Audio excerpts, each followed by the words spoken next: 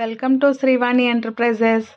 ఇవి స్క్రంచీస్ అండి. నేను తయారు చేసిన సాటిన్ స్క్రంచీస్ అనమాట. అయితే ఈ సాటిన్ స్క్రంచీస్ ఒక్కొక్కటి 1 మీటర్ పొడవు ఎంతైతే ఉందో అంత సైజు నేను తయారు చేశాను. చూసారా ఎన్ని కుర్చీళ్ళు వచ్చినాయో ఆ రబ్బర్ బ్యాండ్కి పెడితే అన్ని కుర్చీళ్ళు వచ్చి ఎంత అందంగా ఎంత నిండుగా ఉన్నదో చూడండి ఒకసారి. మీరు 2 ఫోల్డ్స్ చేశారంటే ఒక ఫ్లవర్ లాగా ఫామ్ అవుతుంది అనమాట. అది ప్రింటెడ్ స్క్రంచీ. అలాగే ఇది సాటిన్ ప్లెయిన్. ఇది ఇంకొంచెం పెద్ద సైజు అంటే ఎల్ సైజులో ఉన్నది, అలాగే మీడియం సైజు, అలాంటి సైజెస్ అనమాట.